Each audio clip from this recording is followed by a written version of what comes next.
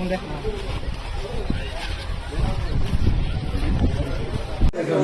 ಏನಿಲ್ಲ ಮನೇಲಿ ಇರುತ್ತಲ್ಲ ಇದು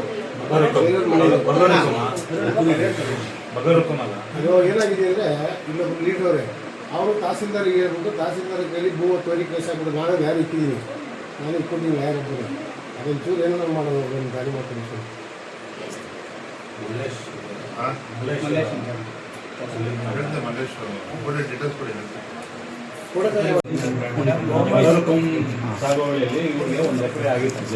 ಆಗಿಲ್ಲಣ್ಣ ಅವರು ಕೋಮಾಳದಲ್ಲಿ ಮುಚ್ಕೊಂಡು ಬರ್ತಾ ಇದಾರಣ ಅವತ್ತಿಂದ. ಹೌದು, ಮುಚ್ಕೊಂಡು ಬರ್ತಾ ಇದ್ರೆ ಫಾರಂ ಹಾಕಿದಿರಾ ಹಾಕಿಲ್ವಾ?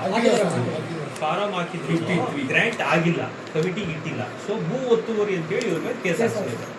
ಇವ್ರು ಗ್ರಾಂಟ್ ಫಾರಂ ಹಾಕೊಂಡಿದ್ದಾರೆ. ಇವರು ಸಾಗುವಳಿ ಚೀಟಿನ ಈ ಫೈಲ್ ರೆಡಿ ಮಾಡಿ ಸಮಿತಿಗೆ ಇಡಿ ಅಂತ ಹೇಳಿ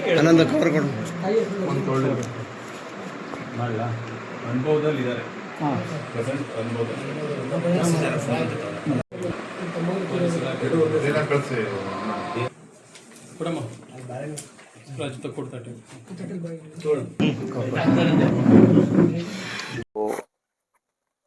ರಾಜ್ಯದ ಜನರಿಗಾಗಲೇ ಕಾಂಗ್ರೆಸ್ ಸರ್ಕಾರಕ್ಕೆ ಇಡೀ ಶಾಪವನ್ನು ಹಾಕ್ತಾ ಇದ್ದಾರೆ.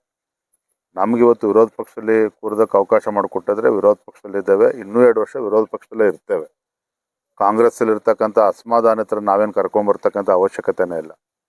ಜನ ಅಂತೂ ತೀರ್ಮಾನ ಮಾಡ್ತಾರೆ. ಬರೋದಿನದಲ್ಲಿ ಇಂಥ ಜನವಿರೋಧಿ ಕಾಂಗ್ರೆಸ್ ಸರ್ಕಾರಕ್ಕೆ ಮುಂದಿನ ಚುನಾವಣೆಯಲ್ಲಿ ಮನ್ನಣೆ ಸಿಗೋದಕ್ಕೆ ಸಾಧ್ಯ ಇಲ್ಲ. ಜನ ನಮ್ಗೆ ಆಶೀರ್ವಾದ ಮಾಡ್ತಾರೆ, ಕಾಯ್ತೇವೆ. ಇನ್ನೂ 2 ವರ್ಷ ಇದೆ ರೀ, ನಮಗೇನಾದ್ರೂ ಅವಶ್ಯಕತೆ ಏನಿಲ್ಲ. ಅವ್ರ ಮನೆಯವ್ರು ಸರಿ ಮಾಡ್ಕೊಳ್ಳಿ, ಅದ್ರಲ್ಲಿ ನಾವು ಮೂಗು ತೋರಿಸೋದಕ್ಕೆ ಹೋಗೋದಿಲ್ಲ. ವಿರೋಧ ಪಕ್ಷವಾಗಿ ಏನು ಕೆಲಸ ಮಾಡೋಕೆ ನಾವು ಮಾಡ್ತೇವೆ.